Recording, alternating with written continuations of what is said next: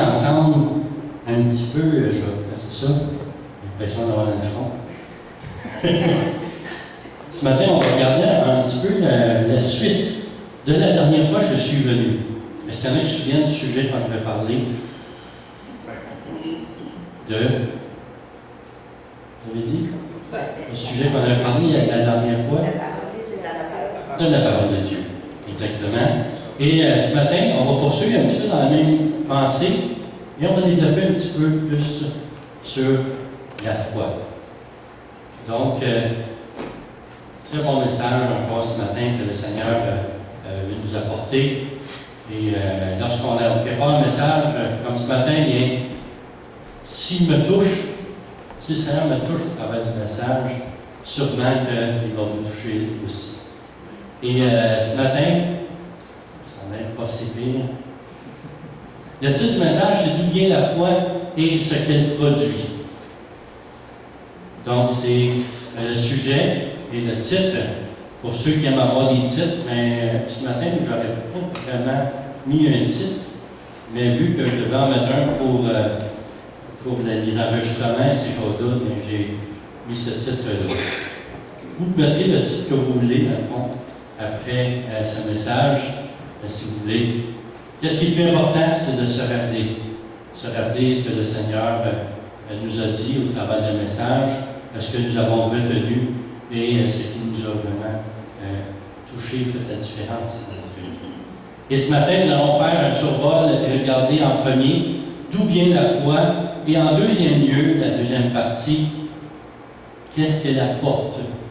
Qu'est-ce que la foi nous apporte? Et c'est une question parfois que les gens vont nous poser, ou les gens se posent. Lorsqu'on parle du Seigneur, des fois les gens nous disent « Oh, la foi. Qu'est-ce que la foi aujourd'hui? » C'est vague. C'est. Parce que tout le monde croit en quelque chose. Il n'y a personne d'athée. Ce mot-là devrait être exclu du vocabulaire parce qu'on croit tous en quelque chose. Et, dépendant de ce que nous croyons, bien, va découler ce que nous faisons, ce que nous pensons. Tout cela va ensemble. Et ce matin, je ne ferai pas une synthèse et une exégèse du verset qu'on va regarder ensemble, mais on va étudier ensemble, regarder ensemble quelques pistes en ce qui concerne la parole de Dieu et la foi. Dans Romains chapitre 10 et le verset 17. Un passage que Paul va développer au travers de tout ce chapitre-là, et il va terminer son explication dans ces mots au travers de Romains chapitre 10 et verset 17 en disant ceci. Ainsi la foi vient. La foi vient de quelque part. Elle vient de ce qu'on entend, et ce qu'on entend vient de la parole de Dieu. La foi a une particularité spéciale, c'est qu'elle vient de quelque part. Si nous croyons, c'est que nous avons entendu quelque chose à un moment donné dans notre vie qui nous a soit chamboulé, ou soit touché, ou peut-être même qui nous a fait tomber sur nos genoux. Les plus grands mystères de Dieu se trouvent dans ces 33 102 versets de la parole de Dieu. Tout ce que Dieu nous a dit au travers de la parole, bien, c'est afin que nous ayons davantage de foi en lui. Et ma foi, comme la foi de tous ceux qui croient en Dieu, provient principalement de la confiance dont je porte et que nous portons envers cette précieuse lettre de grâce et d'amour que Dieu nous a laissée, qui est la Bible. Sans elle, premièrement et principalement comme référence, nous serions errants à tout vent de doctrine et portés vers l'instabilité spirituelle. Il y a beaucoup de spiritualité dans ce monde, mais elles ne sont pas tous de Dieu. Ceux qui étudient la spiritualité, bien, il y a des spiritualités qui vont vous emmener vers des pensées de démons et des pensées peut-être même qui vont chercher à vous détruire. Je pense au suicide. Je pense à toutes sortes de choses comme ça. Lorsque je pense à ce que le manque de foi dans la vie d'une personne peut apporter. Soit qu'elle va nous détruire, soit qu'elle va nous construire. Mais la foi de Dieu a été faite, Dieu l'a donnée, et on va regarder au travers ce message ce matin, Dieu nous a donné la foi afin de nous construire, afin de nous emmener à une stature qui sera semblable à la perfection de la stature de Christ. C'est des grands mots, hein?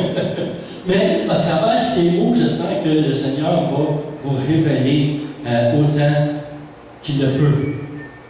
Si nous sommes ouverts à cette bonne parole, si nous sommes ouverts à cette foi qui vient de Dieu, de l'Éternel, notre Dieu, qui lui est le seul vrai Dieu dont nous a parlé dans la parole, bien là, la différence est grande. La différence est grande. Paul dira ceci à l'Église d'Éphèse dans le chapitre 4 du livre d'Éphésiens, au verset 14 et 15, afin que nous soyons plus des enfants, flottants et emportés à tout vent de doctrine, par la tromperie des hommes, par les ruses dans les moyens de séduction, par leur ruse dans les moyens de séduction, et au verset 15, mais que professant la vérité dans la charité, nous croissions à tous égards en celui qui est le chef, Christ. Voilà pourquoi je parlais tantôt que la foi que Dieu donne, elle est donnée afin que nous grandissions. Que nous ne restons pas stables, à végéter et à rester toujours la même personne. Celui qui vient à Christ doit s'attendre à un changement, à une transformation, à des miracles. Parce que Dieu est un Dieu de miracles. C'est lui qui le fait. Il le fait parfaitement. Et c'est particulièrement la raison pour laquelle j'ai cru, quand j'ai connu et que j'ai compris que Jésus-Christ est le sauveur et le chef de ma foi. Lorsque j'ai compris cela, dans les Écritures, lorsque le Seigneur s'est révélé dans le cœur, il y a quelque chose qui s'est produit. La foi a commencé. La vraie foi. Celle qui nous est parlée dans la parole de Dieu. Une autre chose qui m'a touché quand je suis entré dans une assemblée évangélique, il y a plusieurs années, c'est le message inspiré et apporté provenant des Saintes Écritures. Et ce matin, c'est ce que je veux proclamer. C'est ce que je veux apporter. La parole de Dieu. La parole de Dieu. Si je prêche autre chose que Christ,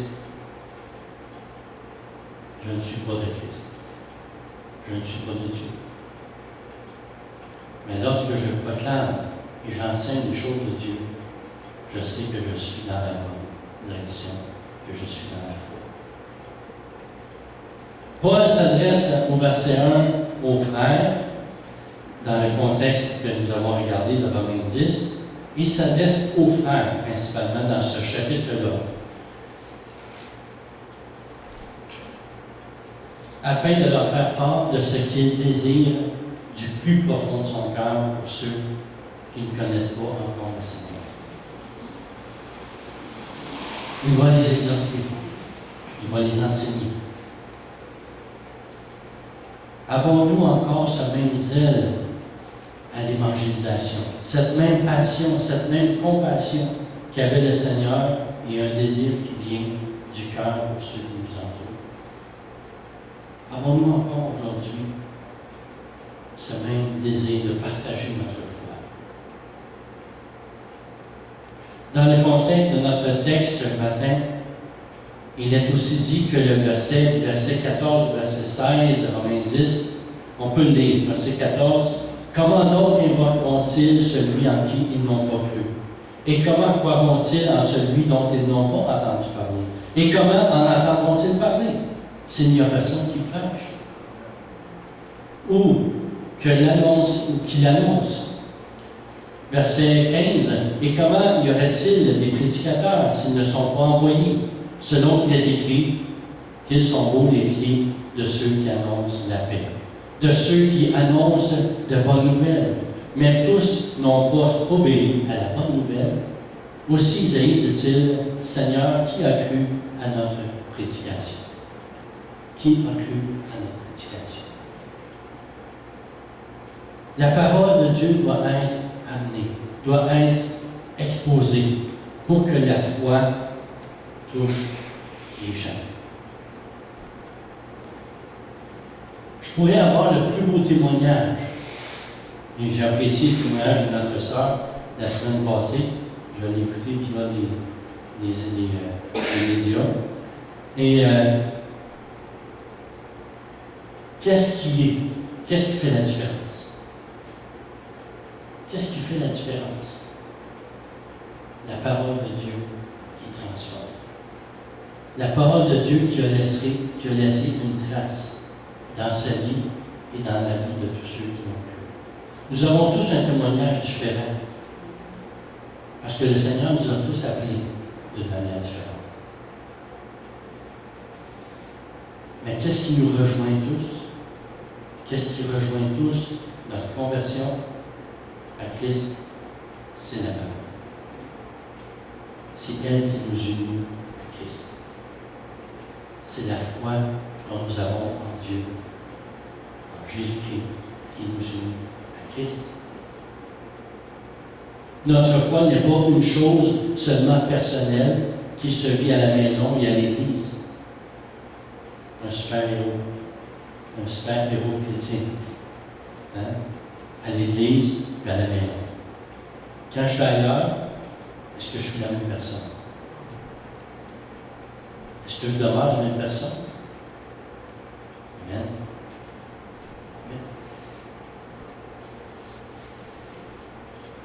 Parfois, il est dit dans des entreprises qu'on n'a pas le droit de partager notre foi.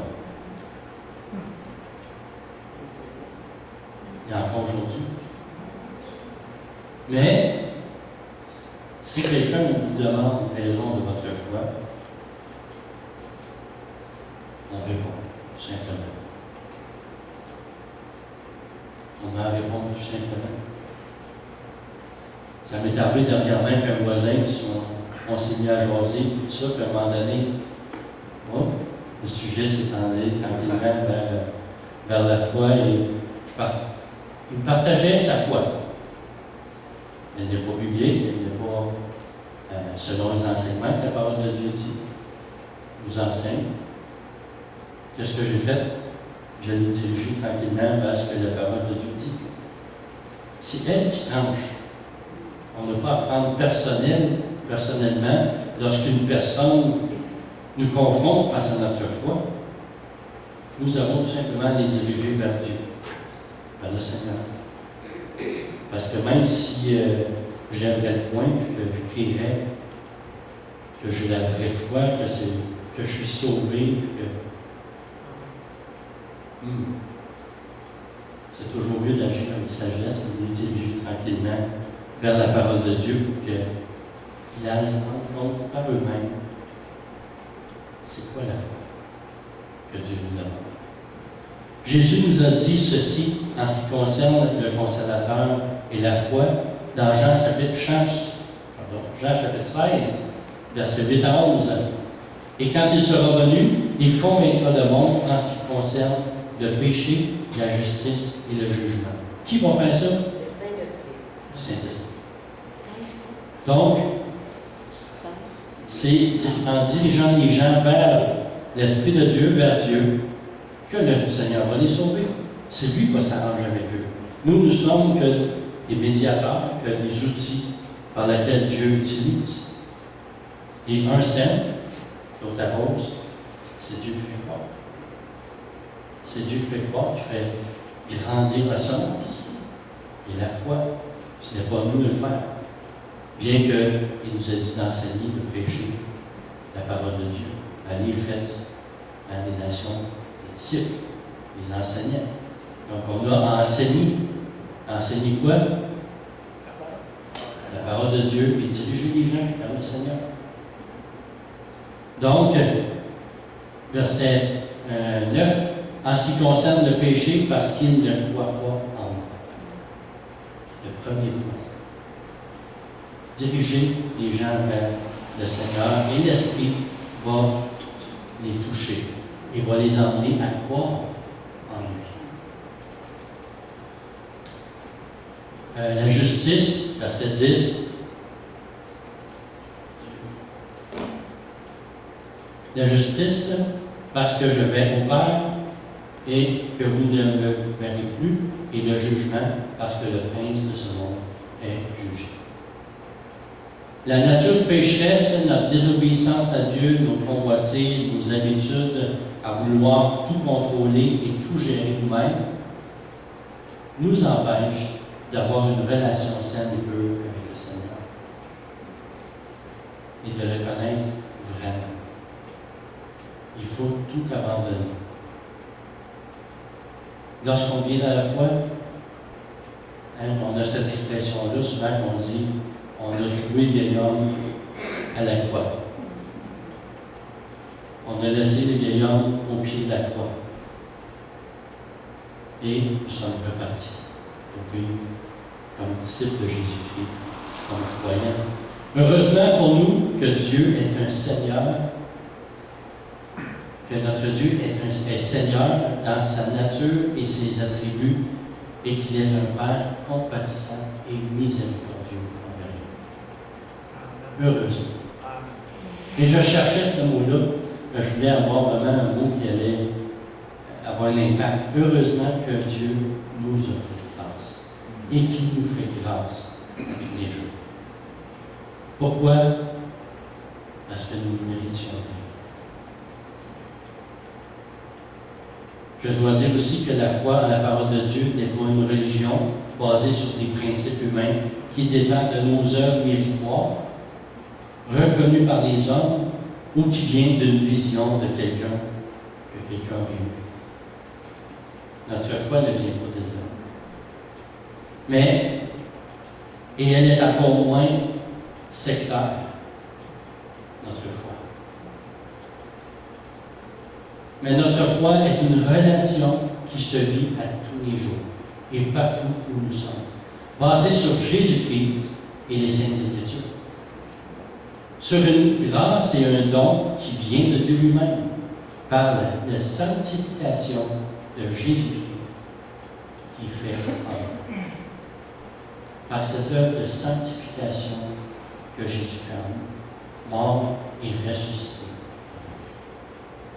Sans cela, nous serions errants, comme je disais tantôt. Nous serions loin de Dieu. Mais à cause de cette grâce, de cet amour, Dieu nous a reçus. Il nous reçoit.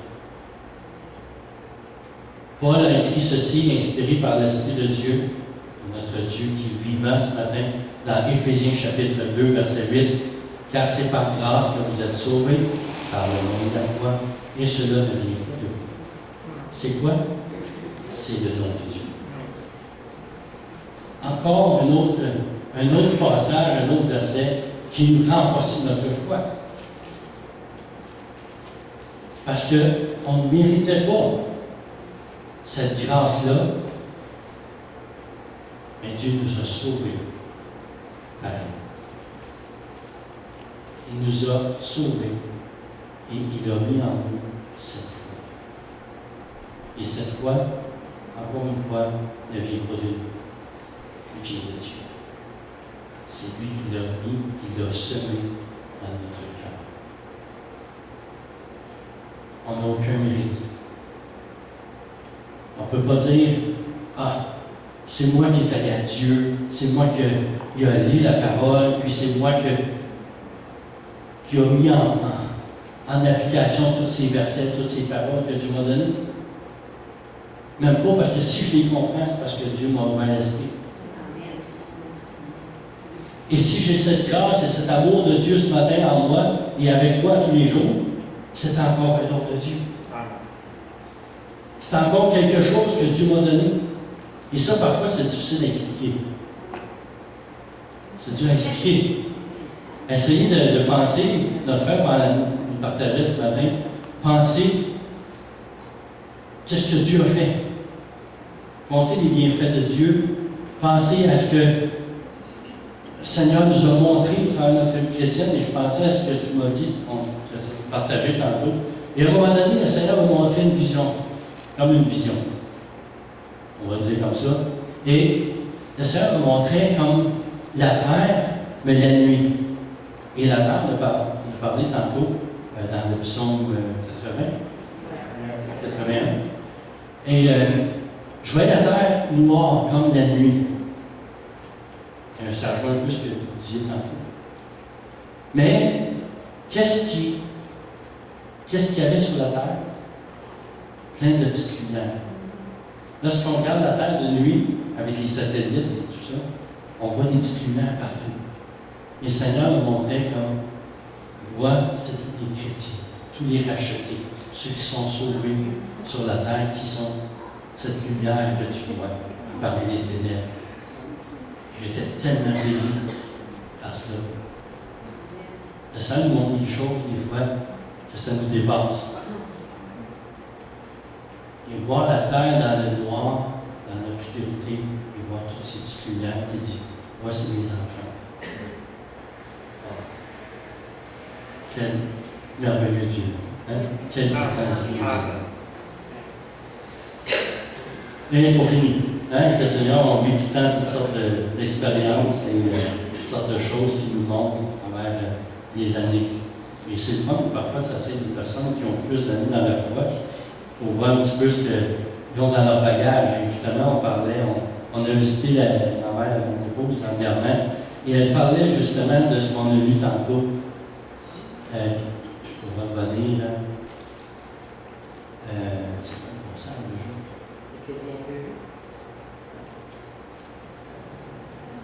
10. Et c'est ici.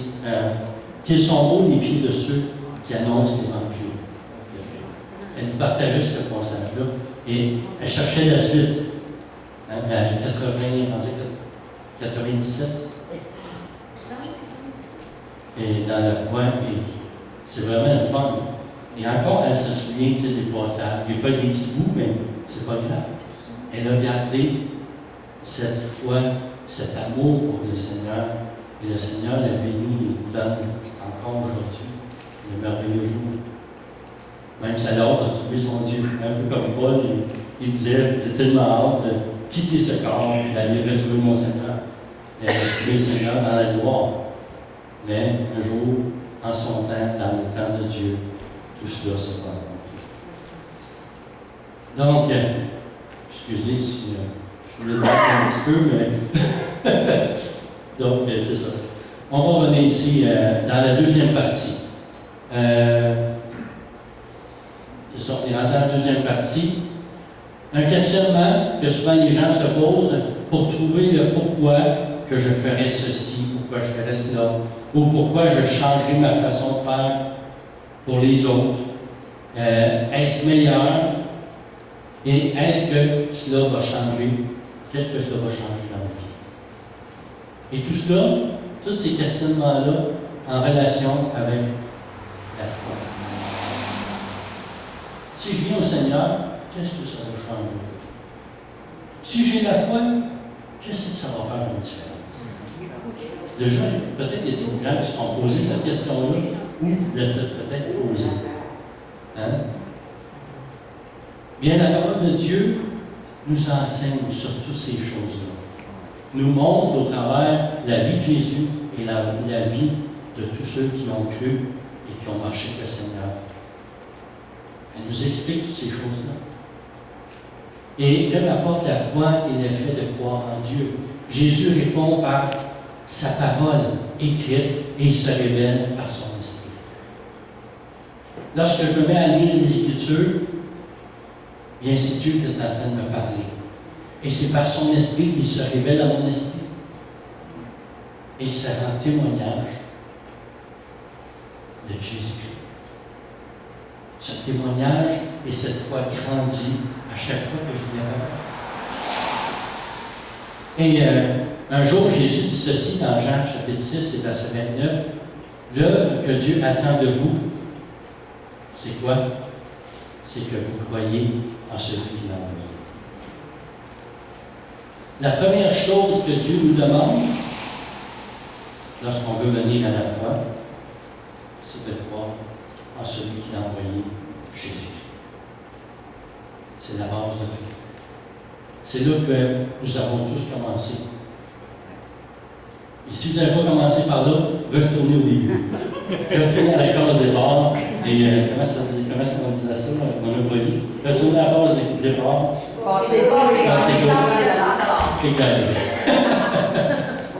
Je pensais à ça cette semaine. Je pensais au message, le Seigneur avait déjà tout programmé. Et je riais de ça. Mais c'est ça. Parfois, on oublie des points, des choses importantes. Et il faut retourner au début. Il y a des personnes à qui j'enseignais qui me disaient des choses étranges. Nous, ce qu'il a fallu repartir au début, à la Genèse, pour amener à la vraie foi, dans les vraies choses, dans les choses que Dieu nous enseigne, et non dans les choses que je pense. Et souvent, ce qu'on pense, ça peut nous emmener loin.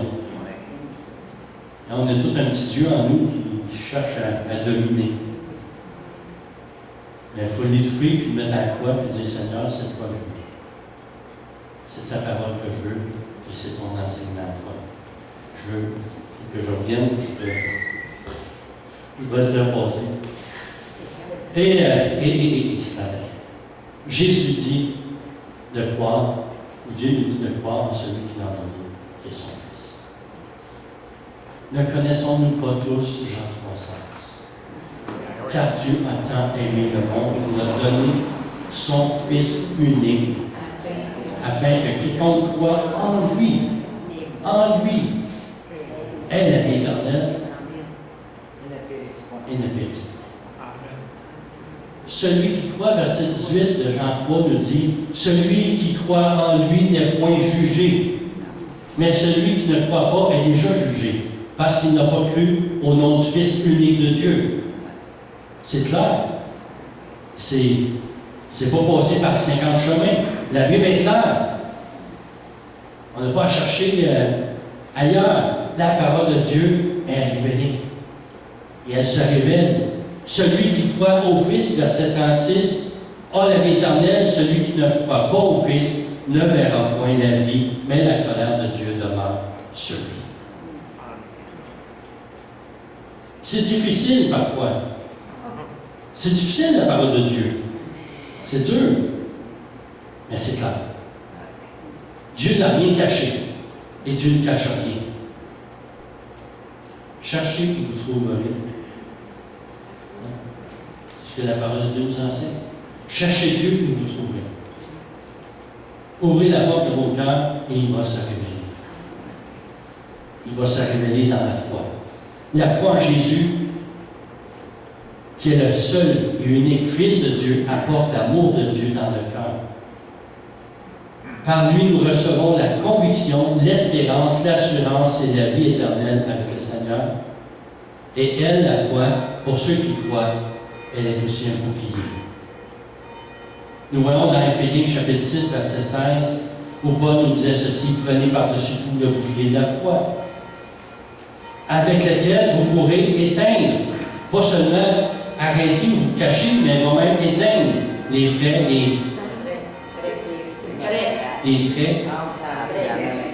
enflammés du malin. Hein? Ça veut dire qu'ils vont envoyer un éclair, une flèche, puis notre foi va être plus que vainqueur. Par notre foi, nous serons plus que vainqueurs. Et notre foi en quoi? En qui? En Jésus-Christ. En rien d'autre. Nous avons besoin de rien d'autre que Jésus-Christ. Le seul nom qui a été donné par toute la terre par lequel nous pouvons être sauvés. Ce nom est au-dessus de tout nom. Hébreux chapitre 11, verset 6 nous dit « Or, sans la foi, il est impossible d'être agréable à Dieu.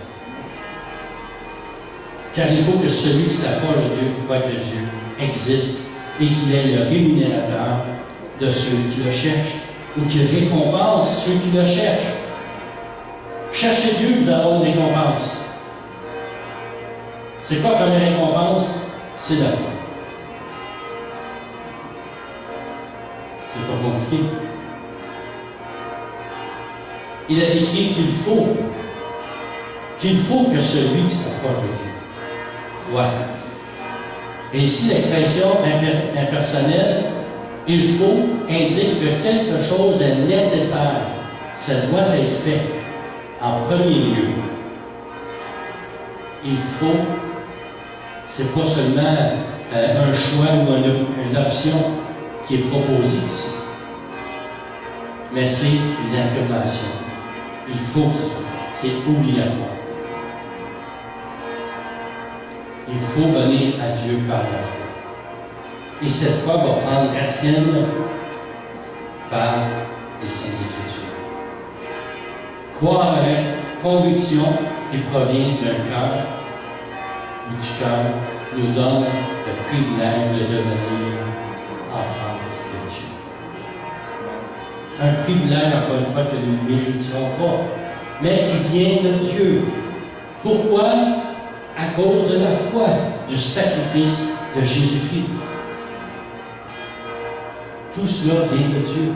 Jean chapitre 1, verset 12 nous dit, « Mais à tous ceux qui l'ont reçu, à ceux qui croient en son nom, par elle, par la lumière et la parole qui vient de Christ, il nous a donné le pouvoir de devenir enfants de Dieu. » Amen. Il nous a donné le pouvoir de devenir enfants de Dieu. Comment? Par la foi. Tout simplement. Tout simplement par la foi. Et pour terminer ce matin, c'est par la foi que le Seigneur notre Dieu, c'est par la foi que dans le Seigneur notre Dieu, que des hommes et des femmes de Dieu ont reçu le titre de héros de la foi dans les Roulances. Et ça, je me suis réveillé avec ça ce matin, de bonne heure. Il fallait que j'ajoute ce passage-là. Le Seigneur a mis tellement en face ce passage-là ce matin. Je me réveillais avec ça, puis j'étais béni. J'ai dit, c'est vrai, les héros de la foi. Je ne peux pas oublier ou passer par-dessus ça. Les héros sont ceux qui ont marché par la foi. Jusqu'à aujourd'hui, Jésus disait aussi que c'est par la foi que nous pouvons déplacer les montagnes. Dans Matthieu 17, 20, dans la deuxième partie. C'est par la foi que nous pouvons déplacer les montagnes. Transporte-toi d'ici à là, et elle se transportera l'autre que tu veux. Parce que ce qui est impossible à l'homme est possible à Dieu. Soyons ces héros qui déplacent les montagnes ce matin.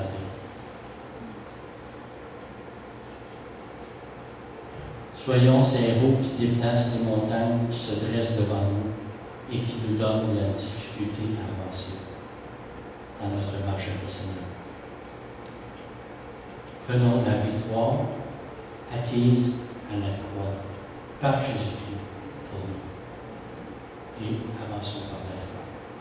Continuons notre marche et soyons des hommes et des femmes qui sont vainqueurs. Amen. Amen. Le Seigneur vous bénisse.